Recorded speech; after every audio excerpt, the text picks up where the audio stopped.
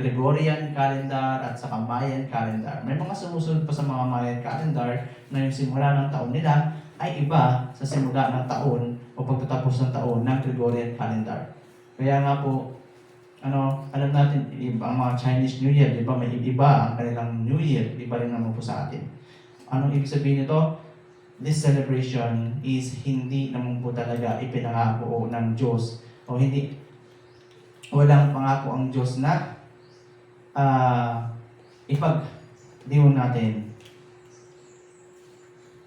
Hindi na sasabihin, ay, Pastor KJ ka na naman. Hindi po yun ang ibig sabihin. Marami kasing mga tradisyon na ginagawa ang tao na hindi naman naayos sa dapat. Bagamat, siyempre, kung susundin natin yung ating end of the year o simula ng cycle ng taon natin ayon sa sinusunod natin na kalendaryo, ang mahalaga po dito, okay, bagamat kasi siyempre, ang Diyos din naman, mayroon siya mga selebrasyon na ipinahayag sa atin na ating pagdiwang by the end of the year. So, depending on us, alin yung saan kailan natin sinimulan yung ating panahon at yung simulan ng ating taon, and then yung pagtatapos. So, it's all up to us. Depende po yan sa mga may sinusunod na kalendaryo. Pero ang mahalaga dito, there are some celebrations na isinihay po sa atin ng Diyos, na inuutos po sa atin ng Diyos that we must celebrate, like the Harvest Festival, by the end of the year. Okay? Kasi ngayon yung pag-aani. Yun po yung ating 21. And then, alam po natin, bagamat ang takbo ng panahon dito sa lupa ay para lamang po sa mga lahat ng nilalang dito sa lupa. Ang Diyos po natin, He is a supreme God. Ang Diyos po natin, pag sabi supremo, kataas-taasan, wala na pong mas hihigit pa sa Kanya. Wala na pong lampas pa sa Kanya. Dahil kapag lumampas sa Kanya, ibig sabihin pababa na po yun. Mysticism ang tawag po doon. Ibig sabihin, maliligaw ka na nandas. There is no one else, wala na pong mas mataas pa kaysa sa Diyos. Diyos na true God, a living God, Kasi may mga Diyos-Diyosa na sinasabi ito sa Bible, at mayroon din sinasabi ang Panginoon Jesus natin, the one and only true God. Okay? Kaya ang ating kinikilala dito, ang ating patuloy na nais maunawaan, malaman, makita, makilala, ay walang iba kundi yung sinasabi sa ating Panginoon, one and only true God. Sino ba yung only true God na yun? Ang Diyos po, wala pong simula sa Kanya. Wala rin po siyang katapusan. Sapagkat sa Kanya nagmula ang lahat. Kaya naman, maging ang oras, maging ang panahon ay nilikha. Kaya nga sa Biblia, in the book of Genesis, may tinatawag tayo the beginning of time. Doon pala po yung the beginning of time. Maging sa mga scientifico, mga nandyan nagsasaliksik ng karunungan, ay alam po nila yan kailan na mayroong simula ang panahon. Nagsimula ang panahon. At in the book of Genesis, the beginning of times, in the beginning, God created heavens and the earth. Okay? Sa Genesis chapter 1 po yan. Kaya naman, pagpapasayan po natin ang Diyos, wala talagang simula ng taon sa Kanya. Pero dito sa lupa, dahil nilikha talaga, sadya pong nilikha niya ang lupa na may hangganan, dahil sinilikha po niya ang lupa o the earth o the universe na meron po talaga siyang katapusan. Kaya nga, may simula ang panahon dito at magkakaroon po, meron siyang katapusan. There will be end of the world. Okay? Kaya yun po yung ating patuloy na pinaghahandaan, yung katapusan ng buhay natin sa mundo ito. Ang Diyos po, siya ang pinakamataas. Kung ating titingnan, pag sinabi natin pinakamataas, the most and respected. The highest person to be respected. At kapag, alam po natin, kapag nagpapakita ang respeto, ang mga tao, pag nagpapakita ng respeto sa mga opisyal, mga matataas na tao sa lipunan, alam natin na kapag humarap yung mga yan, hindi yan haharap ng basta-basta. Hindi ka haharap sa isang presidente, pupunta ka sa palasyo, na gusgusin ka. Hindi ka pa uharap doon. Anong gagawin mo para humarap sa kanya? If the president invited you, kapag inimbitahan ka ng presidente na sa kanyang palasyo, sa kanyang tahanan, o katagpuin siya, anong gagawin mo? You will prepare. Maghahanda ka, maging pananamit mo, kung ano ibibigay mo, you have to prepare that. And then dapat the best. Diba? Ganun din po tayo. Ngayong araw, this Lord's Day is also katumbas na pakikipagtagpo natin sa mas mataas pa sa presidente. Ibig sabihin, we are going to meet the Supreme, pinakamataas na lahat. Kaya naman, bakit po natin ini-encourage ang bawat isa na maghanda po tayo? Maging ang ating mga damit na isusuot, yung ating mga offerings. Kaya lagi natin sinasabi, we have to give the best, prepare the best, even in our offerings. Even in our, hindi naman ibig sabihin na the best offerings ay dapat malaking-malaki. Depende yan po sa sukat ng pagpapala mo. Hindi po natin nilalagyan yan ng tinatawag na dapat may minimum na ganito. We are not that kind of organization. Depende sa pagpapala ng Diyos sa iyo, ang ibinigay niyang kakayahan, it must be proportion on that.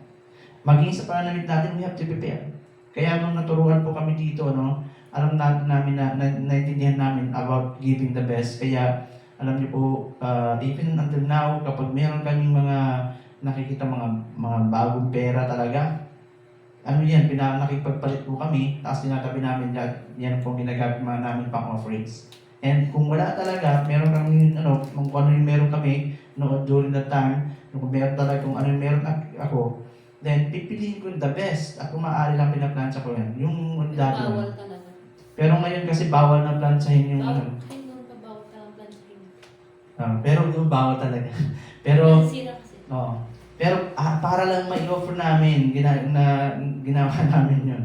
Pero ingatan lang po natin, baka naman masubra, talagang masisira yung pera. Bawal po kasi talaga yun. But what I mean is, we have to learn the best. Bakit po? Kasi we are meeting the highest of the highest. So, kung gusto po natin magpapala, hindi naman po ito pagiging, alam mo yun, kasi marami mga kritiko sa mga ganitong katuruan na sinasabi na napaka-arte. Sabi na naman ni pastor, ba't ganun nila sila tinuturo?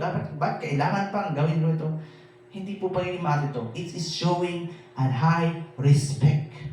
Ikaw ba naman, ano ang gusto mong ibigay sa magpapala sa iyo? Ganun lang din ba? Di ba gusto mo na mas malaking pagpapala? Therefore, give also a high respect to the one who gives you the blessings. It's the same thing, returning. A respeto. Kaya maraming nagsasabi, may ayaw-ayaw sa mga itong panuntunan kasi ang gusto naman nila yung ito lang kasi, yung ganun lang. Pwede na to. Kasi it is a way of remembering our Creator. Paano tayo nilikha ng Diyos in the beginning, hindi po niya tayo nilikha ng putyo-putyo. Pagamat we are created from the dust, pero saan niya? Okay? Saan niya ibinase yung paglikha sa atin? Hindi ba tayo nilikha ayon sa wangis ng Diyos? Kaya ibig sabihin, we have also the highest form of blessings compared sa lahat ng mga nilalang dito. Ganyan po tayo nilikha ng Diyos. God also gave us the highest care. Ano yun? Sa paglikha. Hindi ba't nalikhain ang tao? Sa Genesis, sa lahat ng mga nilikha niya, He gave the most special treatment sa paglikha sa tao. Kaya nga, yung pag-bless niya sa tao, you will rule all the creation, all the created, the beasts, and the animals under the sea, and in heaven above, you will rule. Napaka-special po ng pagtrato sa atin ng Diyos. Kaya naman, it's also rightful to give Him back, ibalik po natin sa Kanya that high respect. Hallelujah. Ang Diyos po natin, He is the Supreme God. Marami nga po ang naguguluhan regarding sa characteristics ng ating God, that He is a triune God. Ano? Ito po yung, pag sinabi natin triune God, siya ay iisang Diyos na may tatlong persona. Isang Diyos sa tatlong persona. Hindi isa lang. Oo. Isa lang siya, nakakalito, di ba? Pero anong ibig sabihin nun? Siya ay kumikilos sa tatlong persona. Ibig sabihin, ang ama, siya din ang anak. Kaya nga, yun yung nakakalito, nadidiscuss po natin ngayon dahil marami po ang kumakalat ngayon in the social media, talagang pinagtitiinan nila na siya, ang Diyos o si Jesus, siya rin yung ama, siya rin yung anak. They are separate Okay. entities. Yan Yung po. isa, Yan po yung ang pinapakalat ng marami sa social media. Kaya kaya nais ko po i-discuss ito. Ano ba yung pagiging isa ng Diyos? At yung pagiging pagiging separate entities. Kasi alam natin na may sariling kalooban ang Ama, may sariling kalooban ang Anak. Dahil nung nananalangin po ang ating Panginoong Hesus, tama po, nananalangin siya sa Gethsemane. Sabi niya, Ama, kung maaari mo lamang, alisin mo sa akin ang kupang ito, maliban sa inumin ko ito. Ngunit, ang kalooban mo ang nangyari. So doon pa lang po makikita natin the different entity or different personality ng anak at ng ama. Bakit? Kasi sinasabi na ng Panginoon Jesus na ang kalooban ko, kung maaari lamang, alisin mo yung kupa na ito ng paghihirap. Pero ang sabi ng anak, ngunit huwag ang kalooban ko, kundi ang kalooban mo ang siyang maganap. Ito po yung sa Gethsemane. Sabi niya, Ama, sa Lucas 22:42, Ama, kung maaari po ay ilayo mo sa akin ang kupang ito, ngunit huwag ang kalooban ko ang masunod, kundi ang kalooban mo. Ano po? Si dito may separate na kalooban ang ama at ang anak. Ngayon, saan po nagkakaisa ang ama at anak? Sila po ay nagkakaisa sa kalulatian. Dahil gaya nga po ng sinasabi ko, na pag-iisa. napag-iisa nga po sila sa kalulatian. Dahil ang ama, hindi po niya nilalagpasan ang anak pagdating sa kalulatian. Dahil kung ano ang kalulatian na tinatanggap ng anak ay obligado, automatic na napaparangal po ang ama. Same thing, ang banal na espiritu na sinasabi ikatlong persona, ikatlong entity ng Diyos, ay ano po ba siya? Hiwalay po ba sa Diyos? Hindi po. Kundi ang sinasabi sa aklat ng John, He is the Holy Spirit that is proceeding, nagmumula sa Ama, proceeding from the Father. The Spirit that is proceeding from the Father. So hindi po siya separate from the Father, but it is one, but it's proceeding, nagmumula. At yun yung isinusugo ng Panginoon Jesus upang tanggapin ng bawat isa kumikilala sa katotohanan, kumikilala sa kanyang pangalan sa pamamagitan ng kanyang anak. John chapter 14:26, ngunit ang tagapagtanggol, ang Espiritu Santo na isusugo ng Ama sa pangalan ko, ang siyang magtuturo sa inyo ng lahat ng bagay at magpapaalala ng lahat ng sinasabi ko. Even sa John chapter 15 po nandun yan, that sinasabi po ron, He is proceeding from the Father. So, ibig sabihin po nun, the Holy Spirit, kung ito ay Espiritu na nagmumula sa Diyos, ay kapantay din po ito ng Diyos. Sabi po sa John 15:26, ngunit pagdating ng tagapagtanggol, ang Espiritu ng katotohanan, na susuguin ko mula sa Ama, magpapatotoo siya tungkol sa akin. So, nagmumula sa Ama ang banal na Espiritu. Kaya, kung papansin po natin, from the Father, the Son, and the Holy Spirit. Bakit po binabanggit yung tatlong yan? Binanggit po yan ng Panginoon Hesus mismo. Galing mismo sa Kanya. Di ba? Pag nagbautismo, sabi niya, bautismohan niyo sila sa pangalan ng Ama, ng Anak, at Banal na Espiritu. Tatlo po yung binanggit niya doon, Ama, Anak, at Banal na Espiritu. Pero ano po ang sinabi niya? Anong pangalan po ba yung sinabi niya? Wala naman siya binanggit doon na pangalan. Pero bakit ang mga disipulo niya, ang kanyang mga anak, ang mga apostol, ay nagbautismo sila sa pangalan ng Panginoong Hesus. Panginoong Hesus Kristo.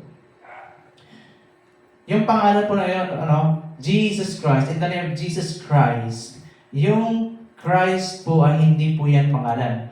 Ang pangalan po ng anak ay Jesus. Yung Christ is a title. Ano po ba yung ibig sabihin title niya? Yan po yung kanyang office. Kung mag-office yan po yung kanyang trabaho. Ano ba ibig sabihin ng Christ?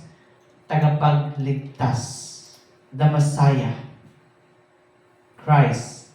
Yung isinugo na maghahayag at magliligtas. Trabaho po niya yun. Kaya title niya, kaya Jesus Christ. Yung pangalan Jesus, yan po ang ginagamit ng mga disipulo to baptize. Siguro kung iisipin natin, kung talagang namamali ang tinuturo ng mga disipulo ng ating Panginoon Hesus o ng mga apostol, hindi naman po siguro papayagan ng ating Panginoon Hesus ang bagay na yun. Dahil 3 taon ng ang mga apostol ng ating Panginoon Hesus, the 12, 3 taon po sila kasama ng ating Panginoon Hesus nagtuturo. Sa 3 taon kaya na yun, wala kayang naintindihan ang mga disipulo. Wala kayang naintindihan si Pedro para sabihin sa mga mananampalataya doon sa aklat ng sa mga Hudyo na hinayagan niya na magpabautismo sila sa pangalan ng Panginoong Hesus. Ang sabi ng Panginoong Hesus is ang very instruction sa kanila, go into all the world. Baptize them in the name of the Father, and of the Son, and of the Holy Spirit.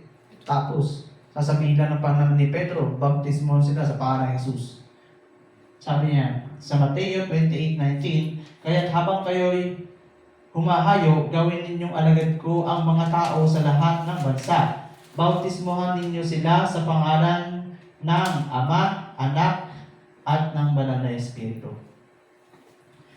At sabi pa dito, sumagot si Pedro sa aklat po ng mga gawa, Acts chapter 2 verse 38, pagsisihan ninyo talikuran ang inyong mga kasalanan at magpabautismo kayo sa pangalan ni Jesucristo. Okay? Jesucristo. Tingnan niyo may dash siya, no? Jesucristo. Title po kasi yung Christ. Hindi po yun yung talagang pangalan niya, but Jesus is the name. Upang kayo patawarin at ipagkaloob sa inyong Banal na Espiritu. So, hindi may pagkakaloob sa isang tao ang Banal na Espiritu without acknowledging kung hindi niya tatanggapin ang pangalan Jesus. Kaya yung pala sa step of baptism, napakahalaga na po nito sa ating pananampalataya dahil that is already the start o simula ng pag-accept o stepping back ng pag-accept ng sa ating Panginoon Hesus. Sa aklat ng mga gawa, 1905, sabi naman to, nang marinig nila iyon, nagpabautismo sila sa pangalan ng Panginoong Hesus. Dito naman po sa 19 na ito, nung sinabihan, may mga, si Pablo, mayroon po siyang pinuntahan ng mga mananampalataya na po sila. Tinanong niya itong mga mananampalataya nito, tinanggap ba ninyo ang Banal na Espiritu nung nanalig kayo? Ngunit sabi nila, ito, at sila tinanong niya, tinanggap ba ninyo ang Espiritu Santo nang kayo'y sumampalataya? Hindi po. Hindi namin narinig na may Espiritu Santo pala. Kita nyo? Bagamat nananampalataya na sila, pero hindi nila narinig na meron palang Espiritu Santo. Ngayon, sumagot, kung gayon, sa ano kayo nabautismuhan? Tanong niya, sa bautismo ni Juan. Tugon naman nila. Okay? Nabautismuhan na po sila sa bautismo ni Juan. But yung baptism po kasi ni Juan ay hindi pa po sa pangalan ng Jesus yun. Kasi hindi pa naluluwalhati ang pangalan ni Jesus nung nagbabautismo si Juan. Yung bautismo po yun ay bautismo pa lamang ng repentance. Pagsisisi pa lang, preparing the way. Kaya in 94, kaya sinabi ni Pablo, binabautismohan ni Juan ang mga tumatalikod sa kasalanan, repentance. Ipinangaral niya ang pagsisisi sa mga Israelita upang sila'y sumampalataya kay Jesus, ang dumarating na kasunod niya. Kaya nga sinabi ni Juan, pinatutunan niya noon pa, na yung darating na kasunod ko ay higit pa kaysa sa akin. Kaya nang marinig nila iyon, ng mga mananampalataya, anong sabi nila? Nagpabautismo sila sa pangalan, ito niya, sa pangalan ng Panginoong Jesus. Dahil ang pangalan ng Jesus po, ito po ay pangalan ng Ama, Anak, at Banal na Espiritu. Kaya kapag tinanggap po natin ang pangalan ng Jesus, we are accepting, tinatanggap po natin sa pananampalataya natin, the Triune God.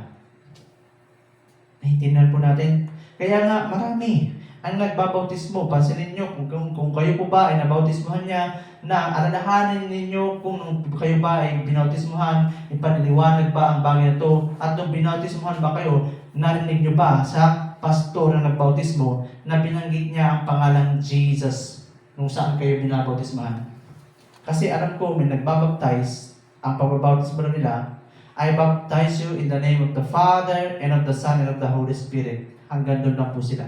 Hindi nila dinideclare the name Jesus. Ano ibig sabihin nun? Kapag hindi na dinideclare the name Jesus, ang mga pastor na to, ang mga nagbabautismo na to, ay hindi nila kinikilala ang pangalan ng Panginoon Jesus. Hindi nila kinikilala na ito ay pangalan ng Diyos Ama, Anak, at Banal na Espiritu. Kasi hindi sila confident na yan at hindi talaga nila ito sasabihin. Hindi ito pinaniniwalaan nila. Ano ba ang itinuro ng mga apostol, ng mga disipulo ng Panginoon Jesus? Baptize in the name of Jesus.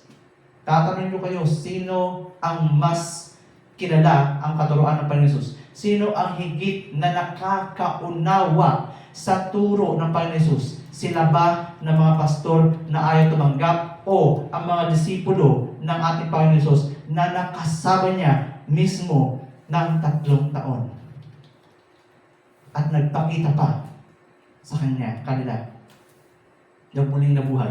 Dahil nang muling mabuhay ang ating Panginoon Jesus, nagturo pa ang Panginoon Jesus for 40 days bago siya umakyat sa langit. Tinuruan pa niya ang kanyang mga disipulo for 40 days pa po siya nag-remain dito.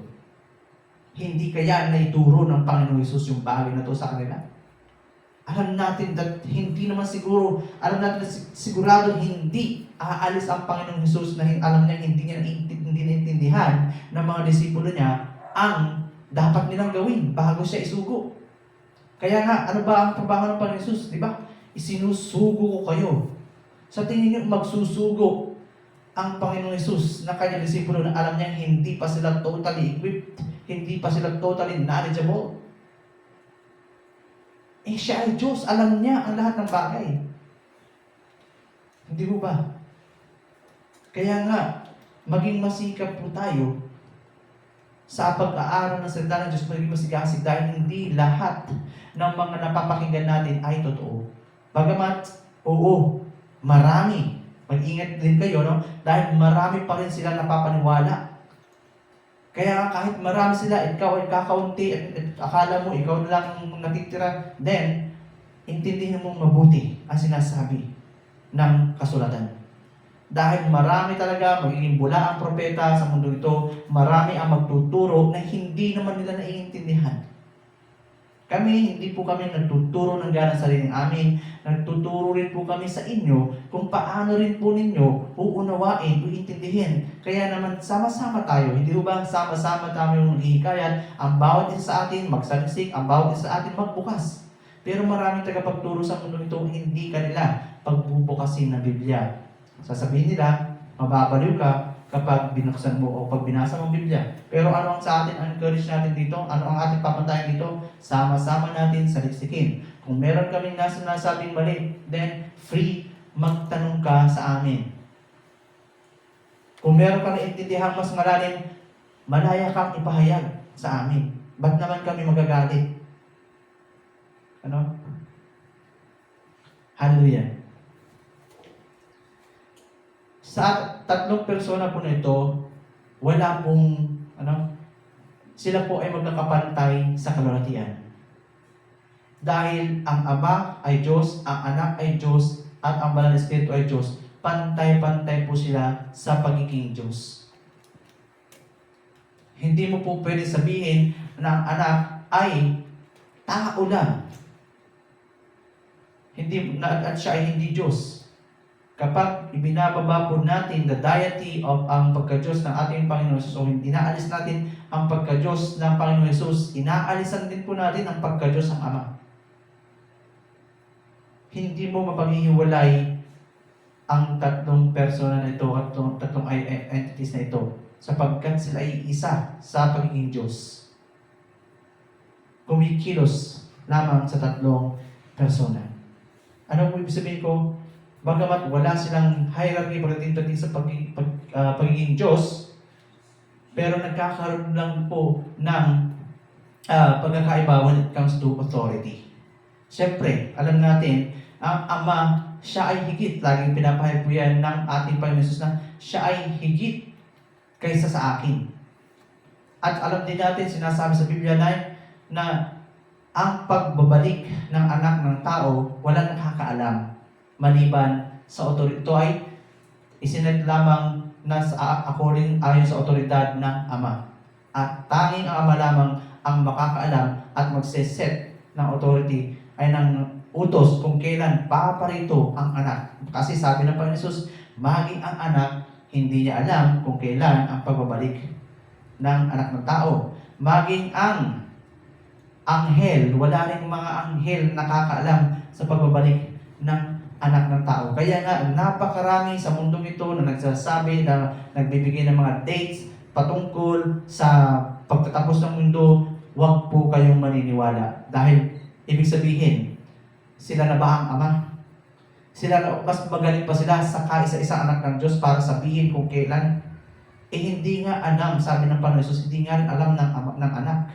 Tanging ang Ama lang nakakaalam. So therefore, according to His authority, therefore, sinasabi ko dito, when it comes to authority, ay pinapahalaga na mas higit po ang otoridad ng Ama dahil that the Father is the planner of everything. Siya ang nagplano, ang anak ang tumutupad sa lahat ng ito at sumusunod ayon sa kalooban ng Ama, ayon sa plano ng Ama. At ito ay sinisenyohan at pinatotohanan naman ng Banal na Espiritu, na ang Banal na Espiritu ang sasabi sa atin, sa lahat ng tumatanggap, na ito nga ang pahayag ng ating Panginoon Jesus. Ito nga ang pinatotohanan na ang mga tinuturo ng Panginoon Jesus, ang lahat ng mga kanyang sinabi at ipinahayag, it is sealed and testified by the Holy Spirit. Pinapatotohanan po ng Banal na Espiritu na totoo ang lahat ng sinabi ng ating Panginoon Jesus. Ganun po kumikilos. Pero hindi po sa isa. Kaya nga, sabihin ng Panginoon Jesus na the Father is greater than me, paano naman mangyayari na siya na ang Ama at ang Anak ay siya rin? Sinabi ng Panginoon Jesus, mas higit ang Ama kaysa sa akin. Niloloko ba niya ang kanyang sarili para sabihin yun? Ako na yung Ama. Tapos sasabihin ko pa, mas higit pa sa akin. Di ba? Isang malaking kalokohan naman na po yun. Pagka yun ang sinabi ng Panginoong Yesus na iisa rin siya. Siya rin ang Ama, siya ang Anak. Ano pang isa? Nang manalangin ang ating Panginoong Yesus, kaya doon siya nananalangin. Nananalangin ba siya noon sa kanyang sarili? Ama, kung maaari lamang, ilayo mo sa akin ang pupang ito. Ilang beses siya tumatawag na nanalangin, Ama. Pinapasalamatan kita, Ama, dahil inihayag mo ito sa mga, inilihim mo ito sa mga marurunong at inihayag sa mga mahihina. na mababang loob. Kung gayon, kung sasabihin natin na si Jesus din ang Ama at siya rin ang anak, ay bakit pa niya niloloko ang isang katauhan para hindi sabihin? At para manalangin pa niya, para sabihin niya sa atin na manalangin kayo sa Ama sa pangalan ko. Diba? Paparoon ako sa Ama. Sabi pa niya na kanya siya ay bago umakyat sa langit. Paparoon muna ako sa Ama at ibibigay ko sa inyo, ipapadala ko sa inyo ang banal na Espiritu. Kung siya rin lang pala yung Ama, bakit hindi nilang on the spot? Narito na pala ang Ama, isusubo ko ng banal na Espiritu. Pero bakit sinabi pa rin niya na babalik muna ako sa Ama, pagdating ko doon, ipapadala ko ang banal na Espiritu. Di ba? So, napakadami pong pruweba sa Biblia na pinapahayag, napakalinaw. Pero mag-ingat nga po tayo, kasi dito, sino ba yung madalas na nadilin lang o nagiging bulag dito? Yung mga ayaw magsaliksik. Yung mga nakikinig dito yun yung tinatawag na oneness. Yung mga nakikinig po sa oneness na yan, marami po sila nahihikayat dyan. Bakit? Ang mga nahihikayat nila ay mga mangmang sa salita ng Diyos. Gaya nga po, alam niyo po, di ba? Kaya yung buti na nagbasa tayo sa Kawikaan, talaga namang binabanggit doon yung mga mangmang ay talaga kinamumuhian ng Diyos. Ayon ng Diyos ng mga mangmang. Kaya nga, napapahamak ang marami dahil sa kamangmangan, kawalan ng kaalaman, kakulangan ng kaalaman. At sinabi pa niya na dahil hindi pinapakinggan ang karunungan ng Diyos, ayaw niyo makinig sa karunungan ng Diyos, manatiling mamamata o gusto nila manatiling mangmang, ang sabi ng Diyos, sa oras na dumating ang kalamidad sa inyo, tatawanan ko kayo. Di ba? Pagdating ng panahon na yun, dahil hindi niyo pinakinggan ang karunungan ko, ano sasabihin ng Diyos? Tatawag kayo sa pangalan ko, tatawag kayo sa akin, ngunit hindi ko kayo pakikinggan. Alam niyo po, yung karunungan na to, na nagsasalita dito sa aklat ng Proverbs, ay sino po ba ito? Walang iba kundi the Word of God, the wisdom of God, ang Panginoong Jesus pa rin po yun. Dahil sa siya, sa pamamagitan niya, nalikha ang lahat ng mga dapat malikha, ang nilikha ng Diyos, ang mga bagay. Kaya nga, it's the same thing. Kapag ipinagwawalang bahala natin, kapag ini-ignore natin ang mga katuroan ng ating Panginoon Jesus, then, same thing, ini-ignore natin the wisdom of God. At yun nga po kahinatnan natin. Kaya nga yung sa panahon ngayon, hindi na po katulad noong Old Testament na orada, dapat parusahan ang mga hindi sumusunod sa kalooban ng Diyos. Pero ngayon po, it's the time of grace. Oo, malaya kang gawin ang gusto mong gawin. Malaya kang paniwalaan ang gusto mong paniwalaan. Pero in the final judgment, in the final execution ng punishment, malalaman mo doon yung kaparusahan naghihintay sa mga hindi nakinig sa karunungan. Walang mga hindi nakinig sa katotohanan. Dahil ang Diyos Ama, hindi po niya nilalampasan ang anak. Inihayag po niya ang lahat ng kanyang kalooban sa pamamagitan ng kanyang anak. Na lahat na ng gusto sabihin ng Diyos Ama, ipinahayag na po niya sa kanyang anak at ang anak na po ang nagpahayag dito sa atin. Buong buo, lahat ng katotohanan. Kaya nga masasaliksik na natin lahat yan sa Biblia. Kaya kung ipagpapawalang bahala po natin ng pagsasaliksik sa Biblia, ay magkukulang po talaga tayo ng pangunawa. Amen?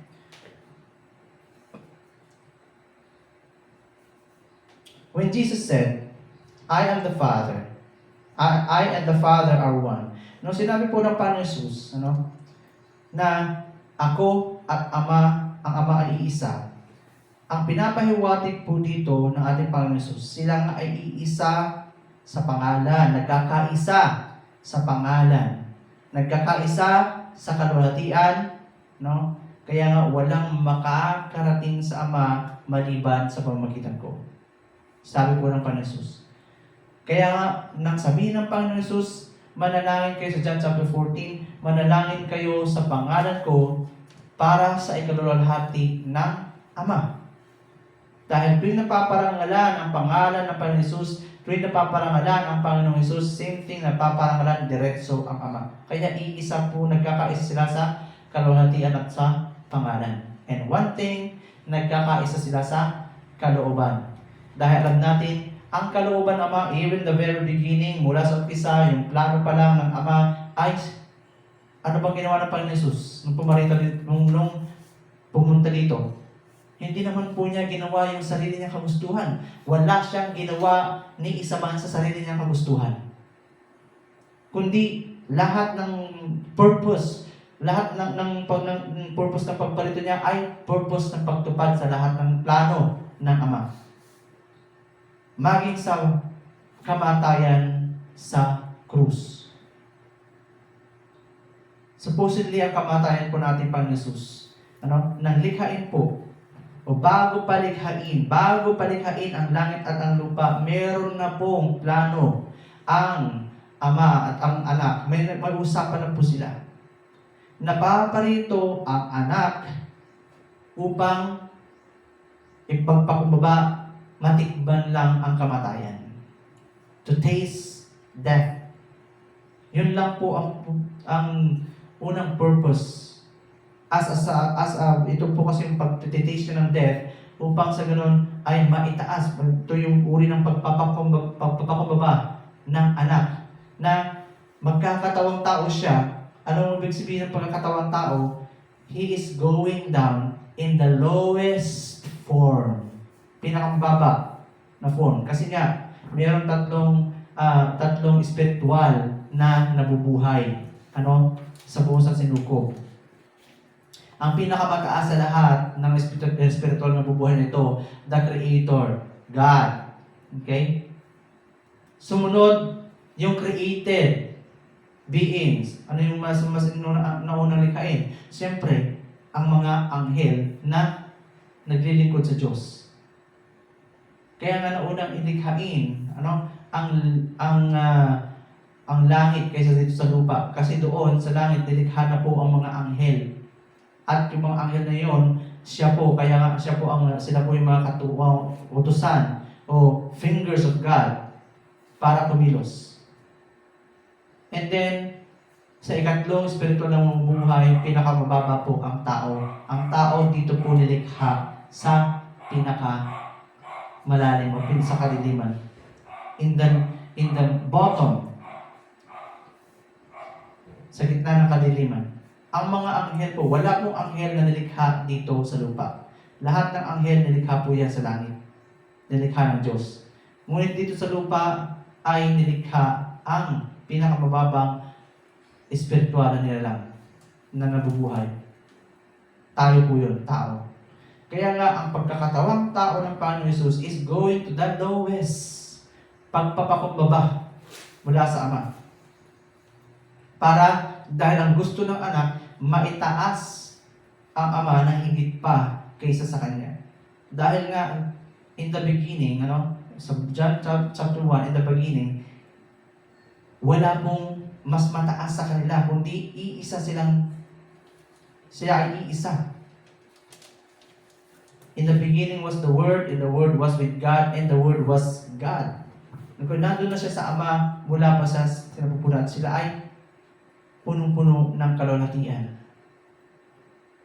Pag sinabi po natin punong-puno ng kaluwalhatian, hindi po niya kailangan ang sino man para lang sabihin na masaya ang Diyos.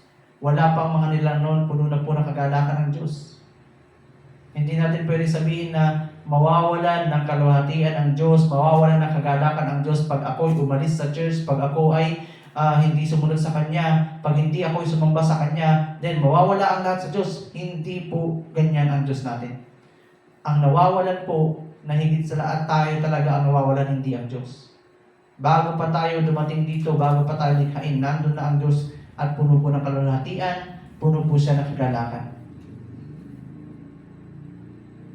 At ang kagalakan yun po, hindi po niya yun may pagpapalit.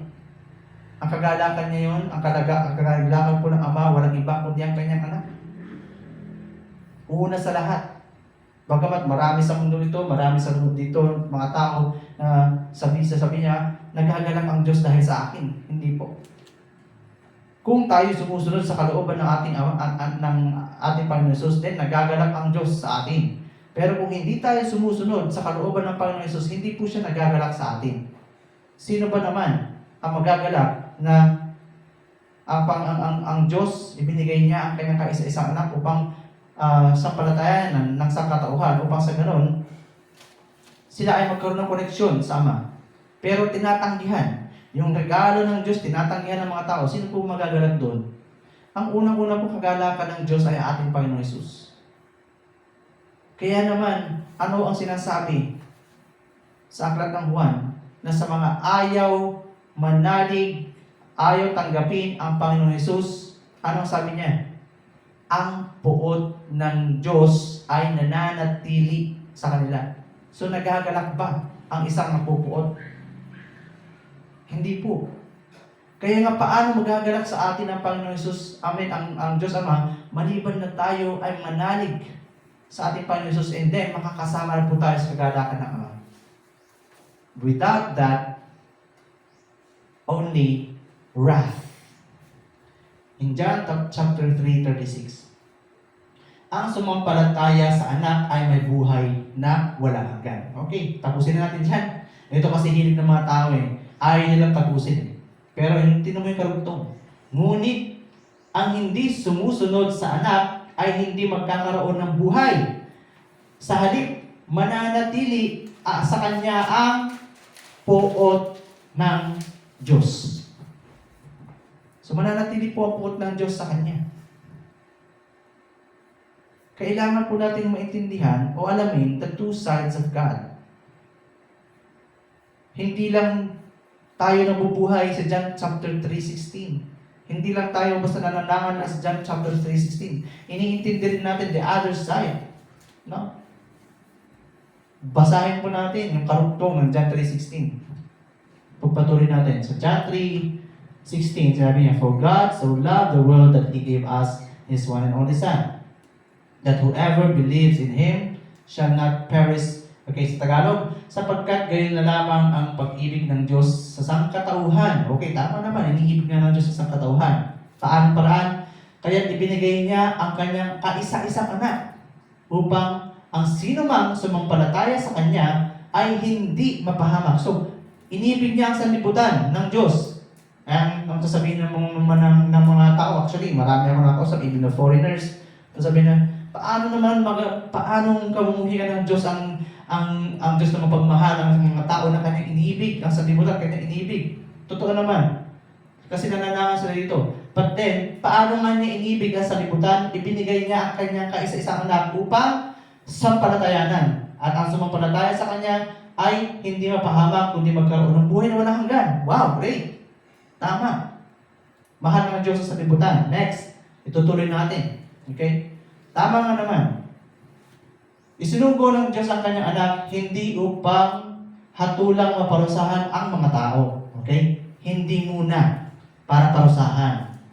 Nung isinugo, hindi muna parusahan. Para nga, kaya kasi nga Christ. Kundi upang iligtas. Okay? Ang mga ito sa pamamagitan niya. Okay? Iligtas. That's the purpose. Isa sa mga purpose ng pagparito. Next. Hindi hinahatulang parusahan ang sumasampalataya sa anak. Ngunit, ito na no? Ngunit, hinatulan na. Ano ibig sabihin hinatulan na? Past tense. Ibig sabihin, nahatulan na. Hinatulan na. Okay? Past tense yan. Ang hindi sumasampalataya sapagkat hindi siya sumampalataya sa kaisa-isang anak ng Diyos. See? Okay, God so loved the world. Tama. By giving His one and only Son. Binigay niya ang kanyang kaisa-isang anak. Na sino mang manampalataya, okay, iniibig na rin ng Diyos. Pero nga, kung hindi sumampalataya, nahatulan ka na. Buhay ka pa man din dito sa lupa, nahatulan ka na. So, hindi mo pwede sabihin na hindi natin alam kung sino ang nahatulan at kung sino hindi. Dahil sinabi na ng Biblia, marami nagsasabi sa atin, huwag mo akong hatulan. Sa mga ginagawa, okay, in some cases, may mga pagkakataon na hindi natin pwede hatulan kung ano yung pananampalataya ng bawat isa. Ano? When it comes to believers. Okay? Depending. May mga mas mahina ang pananampalataya, may mga mas mataas ang pananampalataya, pero kung sila ay nasa katotohanan, so it depends on them. Pero ito, ang sinasabi nito, hindi na kasi sa atin yung paghatol. Sabi rin ni Pablo, hindi na tayo hahatol sa mga hindi mananampalataya. Ano?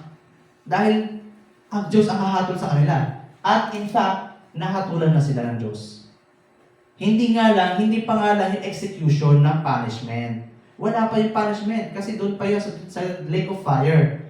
Kaya may grace period pa tayo. Right now, there's still grace period. Kaya nga, we are living in the time of grace. Okay, gawin mo nang gawin ang gusto mo. Gawin mo nang gawin ang mga taliwas sa kalooban ng Diyos. But, okay, God allows, hinahayaan mo na niya.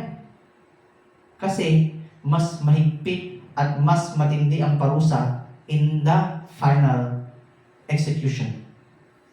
In the Old Testament, kapag lumabag ka sa kautusan, on the spot, babatuhin ka hanggang mamatay, papatayin ka agad.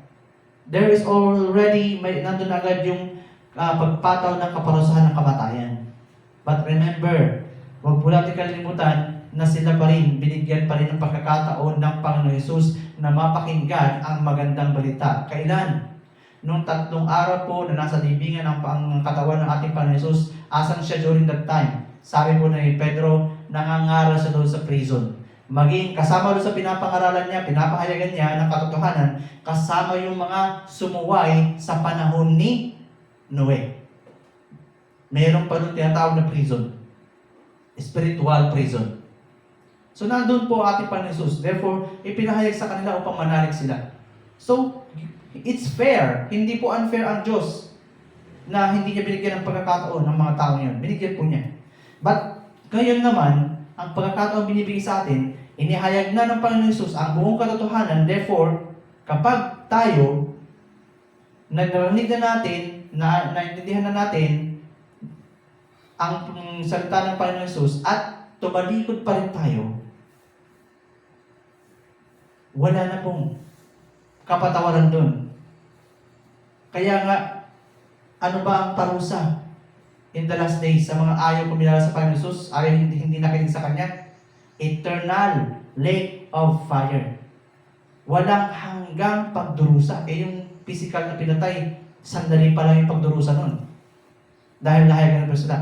Yung kaparusahan na bibigay in the last day, walang katapusan na pighati, walang katapusan na pagdurusa. Kaya mas matindi. Kaya akala natin na okay lang, naghahan sa panahon na ito, gawin natin yung gusto natin gawin. Kaya malaya pa rin naman tayo. Pero, huwag natin gamitin ang ating kalayaan para sundin ang mga sunod ng ating layaw. Hallelujah! Jesus is the delight of the sun. Kaya nga po, kung nais nating magalak, we have to believe in Jesus. Kaya nga sa ating main text, in John chapter 14 verse 1, anong sabi niya? Do not let your heart be troubled. Bakit? Alam niyo po kasi kapag tayo is in trouble, nawawala na po yung kagalakan natin. Kapag tayo naging maalalahanin o masyadong worried sa mga bagay-bagay sa mundong ito, doon nawawala yung kagalakan natin. Doon natin nakakalimutan yung ating goal, nakakalimutan natin yung ating dapat pinipursuit, which is the eternal delight, eternal joy. Ang sabi ng Panginoon Hesus, huwag kayong mababalisa. Okay? Ang mahalaga, sabi niya, sumasampalataya kayo sa Diyos, sumampalataya din kayo sa akin. Next. Pagkat sabi niya, okay, dahil ipinahayag na niya sa atin kung ano yung, di ba, sabi nga sa mga hindi mananampalataya, it's eternal lake of fire. Pero ano po ang pangako natin Panginoon Hesus sa atin? Sa bahay ng aking Ama, maraming silid. Kung hindi totoo, sasabihin ko ba sa inyong pupunta ako roon upang ipaghanda kayo ng matitirhan? So, God already gave us the promise. na kung tayo mananampalataya sa Kanya, hindi po sa eternal lake of fire yung pangako, kundi ano ba ibig sabihin? Sa bahay ng aking Ama. Nasaan ba ang bahay, ang bahay na nasa Kanyang Ama? Ibig sabihin, in the closest, or kanando sa piling ng Ama, it's in the glory of God. Buhay na punong-puno ng kagalakan. At ito po ang pinapangako sa atin ng ating Panginoon Jesus. Tingnan niyo po ano. Bagamat, yung pangako po nito ng Panginoon Jesus ay may kaakibat na, siyempre, pagtitiis. Dahil sa mundong ito, kasi sabi niya, pangako niya, pansamantala, kailangan natin magtiis sa mundo ito. Dahil sabi niya, pagtuloy natin. Ano ang sabi niya? Babalik pa ako. Okay? Iniwan muna tayo. At kapag naihanda ko, kapag naipaghanda ko na kayo na matitirhan, okay, andun siya ngayon eh. Bakit siya umalis muna? Naghahanda po siya na matitirhan. Ako'y babalik at isasama ko kayo upang kayo'y makapiling ko kung saan ako naroroon. Okay? Alam niyo po sa mga Jews o sa mga Israelites, meron po silang kultura, na inihayag sa kanila o na kuha, na kapag nagkaroon ng engagement, ang lalaki at babae, pinagkakasundo po yan ng mga magulang. Ngayon, kapag nagkaroon po ng engagement, magkikita si lalaki at si babae. Pag nagkita sila at nag-agree, o nagkasundo sila, about the agreement, nagkagustuhan sila, ay pansamantala muna, maghihiwalay pa sila. Okay? Pero doon naman, kapag hindi naman nagkagustuhan yung dalawa, pwede pa rin silang tumanggi. Okay? Now, doon tayo sa halimbawa, gusto na nila isa-isa. So, automatic na doon pa lang po sa pagkikita na lang, doon nila doon, na-engage na sila, na pinagkita sila ng kanilang mga magulang, then engage na po sila. Pero kahit sila engage na, anong gagawin? Maghihiwalay muna sila temporarily. Hindi muna sila magsasama. Bagamat, ang engagement, katumbas na po yun ng kasal. So, anong gagawin niya yun? Si lalaki, magpe-prepare siya ng matitirhan ni babae. At kapag nabuo na yung bahay na matitirhan, nabuo na, natapos na ni lalaki, babalik siya para sunduin si babae at doon niya isasama si babae sa bahay na naipatayo ng lalaki. Naiintindihan po ba natin yung ating kalagayan sa ating Panginoon Jesus? Tayo po ay church. Bilang church, we are the bride. Tayo po yung babaeng kakasal sa ating Panginoon Jesus. Tayo po yung nagsusuot ng puting linen. At ang Panginoon Jesus, He is our groom. Kaya sinabi po niya na, babalik ako. Hindi lang sila Pedro, hindi lang mga disipulo yun. Ang sinasabi niya, ang sinabihan niya. Ang sinasabihan niya dito, lahat ng mga kabahagi sa kanyang iglesia, lahat ng kasama sa kanyang iglesia, dahil ang kanyang iglesia, she is the church. She is the bride na ikakasal doon sa Panginoon Jesus.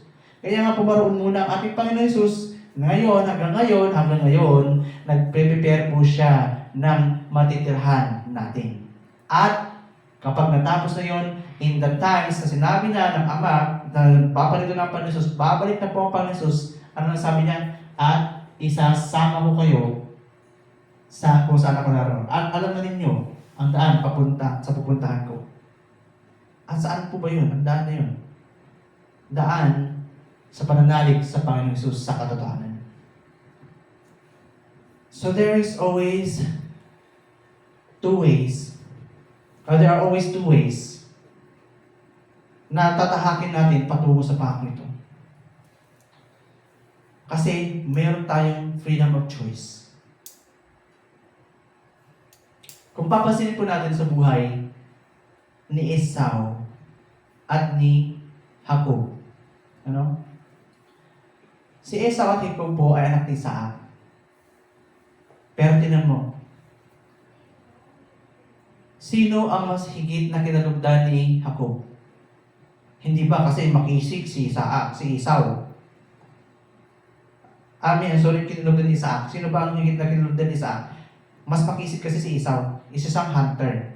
Therefore, nakakapag-hunt siya ng mga usa o mga hayop at naiuwi niya para lutuin. Masarap. So, While si Jacob, siya ay nandun sa taong bahay. Kumbaga, less yung attention na binibigay ni Isaac sa kanya. Yung favor. Kumbaga, yung mas paborito niya sa Isaac.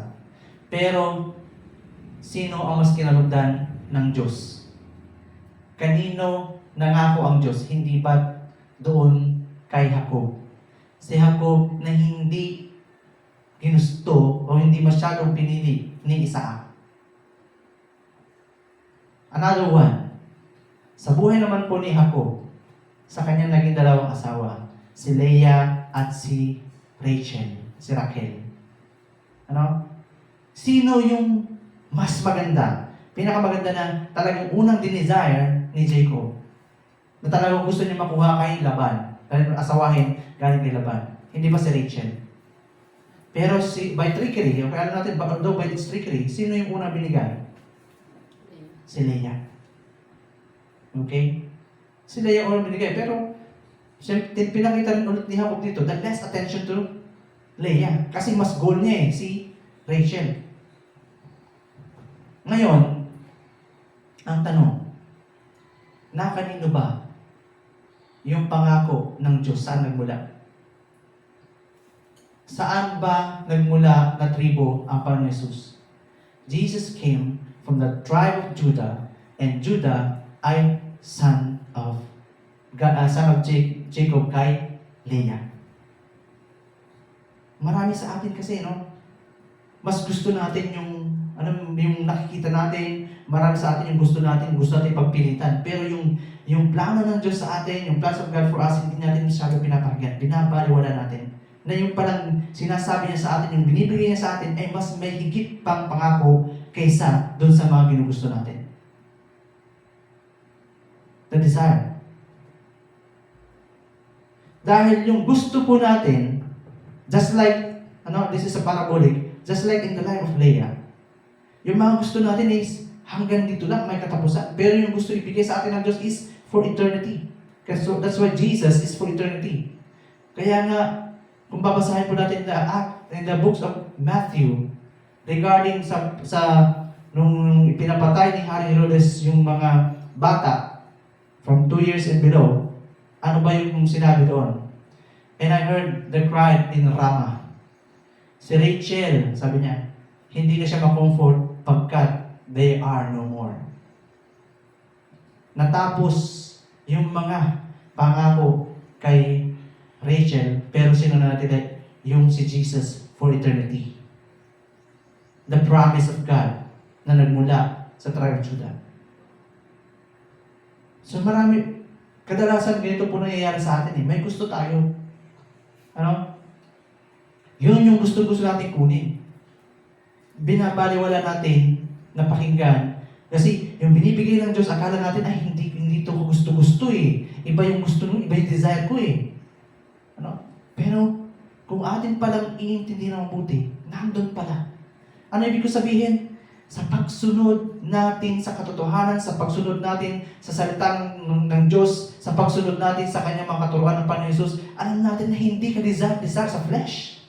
Ang gusto nating pakinggan, ito yung nilalaman ng puso ko, ito yung tibok ng damdamin ko, ito yung talagang willing akong gustuhin, gawin.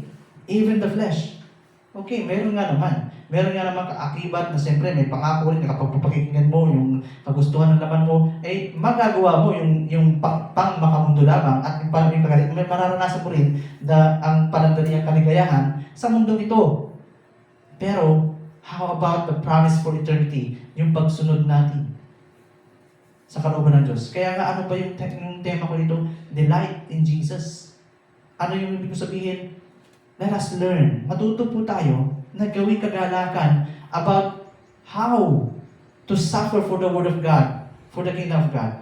Yun po yung learn natin i-enjoy. Huwag natin enjoy yung kasiyahan ng mundo ito. Kaya marami po, even sa mga careers, maging sa mga mundo ito, marami nag-fail in their careers. Why? Because they don't want suffering. Ang gusto lang nila yung easy sa trabaho. But what is work? Bakit tayo inilalagay sa trabaho? Bakit tayo binibigyan ng trabaho? Para gawin yung mga bagay na hindi ka nais-nais, na mahihirap. Kaya nga nilalagay tayo sa work. to serve. Tama. Eh kung hindi rin nga tayo mag-serve sa world, para ano pa? Nabigyan tayo ng trabaho, para ano pa naupahan tayo ng kumpanya? Eh di kung wala din na struggle ng kumpanya, eh di si boss na lang, yung may-ari na lang ang kumpanya, ang maghayakay, maupo. At bakit pa siya magbabayad? Ano? Ang ibig ko sabihin, we are also called to become a part of the kingdom of God. Yung kagalakan po na ito, gawin natin that even in times of stress, may mga stress po sa buhay. Gawin po natin ito na isang challenge to overcome. In my work, sa mga trabaho ko po, yan po ang naging isa sa mga pinaninindigan. Una sa lahat, lagi ko sinasabi sa aking sarili, bakit ba ako nagtatrabaho? Bakit ba ako nandito sa kumpanya ito? But one thing na isinasaksak ko sa aking isipan at lagi kong gusto malala, dahil sa pagsunod ko sa Panginoon Jesus. Bakit ako nagtatrabaho dito? Dahil upang magampanan din namin kung ano ang dapat namin gampanin para sa ikalalago ng gawain. Kung siyempre, kailangan ng finances ng mga gawain, kailangan ng mga bagay na ito. So, paano gagawin ko? Hindi naman basta-basta lang na ganun kumilos na walang nagsusustain. Kailangan ko rin. But in then, may mga kakulangan ako, alam ko sa sarili ko, that in this work, sinasabi ko, I have to grow para maihanda rin po ako sa gawain ng Diyos pagdating ng panahon. I have to relate everything. Inire-relate ko everything para sa gawain ng Diyos. Na this is all preparations. In times na nahihirapan ako sa trabaho, in times na nararamdaman ng stress, dumarating ang stress, lagi ko sinasabi, Father, God, help me to overcome. Dahil ito is opportunity to grow. Upang sa ganon, pagdating ko sa gawain mo, I will be equipped someday. Kaya ang Diyos ang aking agapay. Kaya even in the times na dumarating ang mga plano ko sa mga dead ends, na akala ko wala ng katapusan. Siyempre, may mga times talaga dyan. Parang ginawa ko ng lahat ng magagawa ko. Lahat ng mga techniques, lahat ng galing ko, binuhos ko na. Pero bakit hindi pa rin? Hindi ko pa rin makuha yung goal. Hindi ko pa rin makuha yung quota. During these times of stress, wala akong abang inaasahan. Only God. I always give to God. Kaya doon ko sinasabi na even in the times of stress sa trabaho na to, I have to delight in Jesus kasi alam ko siya ang tutugon. And God never fails me. Ang Diyos palagi, kapag alam kong hindi ko na kaya, nakakalimutan ko na pala na ginagawa ko na ang mga bagay-bagay sa sarili kong talino, sa sarili kong lakas, sariling diskarte. Pag yun na ang pinairal ko talaga, napupunta ako sa dead ends. But only when I remember, when naalala ko na may Diyos nga pala ako at naalala ko yun. When I call to Him, He provides, He makes way for me. Kaya nga He is the way maker. At yun po yung always delight. Doon ko nakakalimutan ko na pala yung delight in my Lord, delight in Jesus. May Diyos nga pala ako.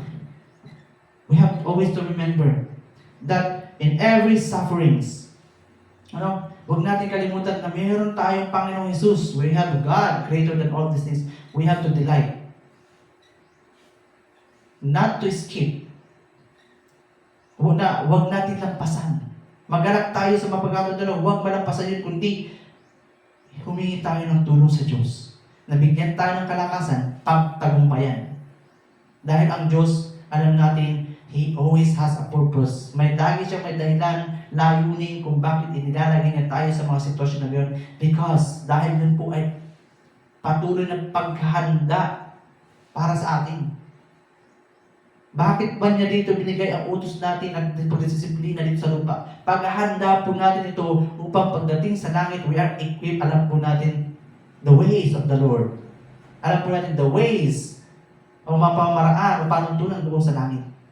Dahil ang bang hindi nakakaalam kung anong panuntunan ng langit, kailanman hindi sila makakapasok doon. Same thing. Bago ka pinapupunta sa abroad, hindi ba, ino-orient ka.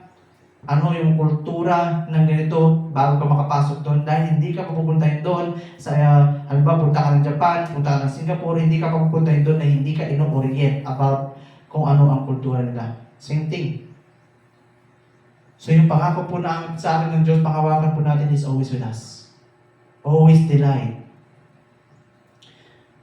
Huwag po natin kalimutan na kapag dumadating, kaya nga, even sa pag-uusik sa atin, yung mga nagsisimula ng manalig o yung magsisimula pa ng manalig sa Panginoon Jesus, yung nagpapatuloy sa kanyang pananalig sa katotohanan ito, always remember, magalak kayo dahil yan nga po ay sinabi ng Panginoon Jesus at sinabi niya, rejoice when they persecute you because of me. Magalak po kayo. At all times rejoice because our God is a happy God. Lagi po tayo magalak. Sa taong ito po, alam mo natin that those who remain, sa lahat po ng mga nanatili sa pananampalataya, I know that magsisimula na po kayo mag-reap o anihin yung mga pagtitiis, pagtitsaga ninyo.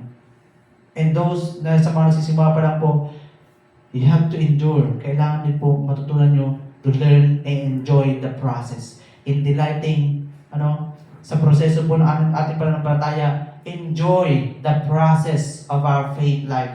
Enjoy the process ng mga struggles. Enjoy mo yan. Dahil kung kaagapay mo ang Diyos, then sigurado, someday, He is already preparing to you your promotion. Hallelujah. Amen. At yan din po ang aking patutuo sa aking trabaho. So nagpapasalamat din po ako bilang patutuo ko. Talagang alam ko na nagtiis ako.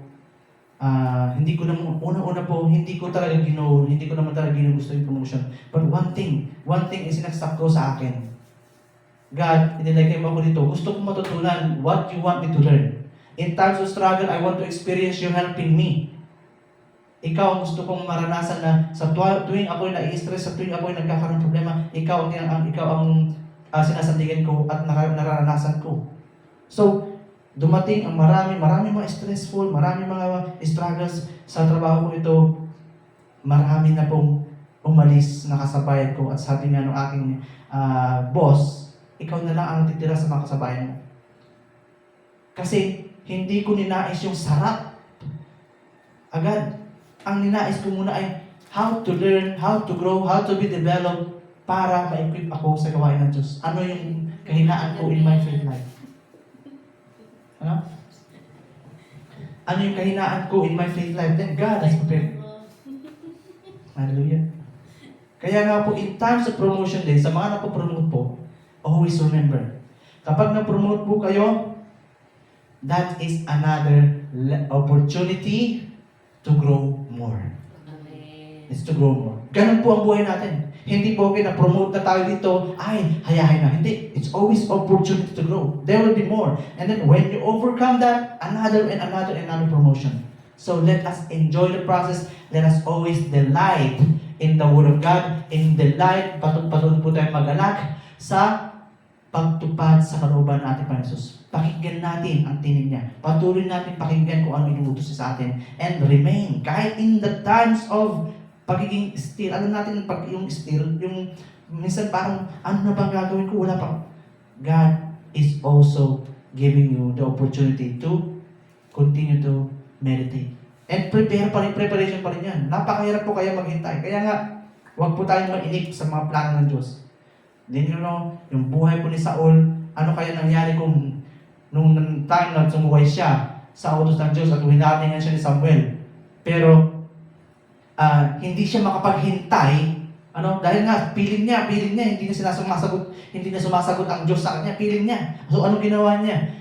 Pinangunahan pa niya. So, kumonsulta siya agad, nainip siya. Kumonsulta siya doon sa mga mediums, hindi niya hinintay ang pagtugon ng Diyos. Hindi siya nanatili na patuloy magsisi.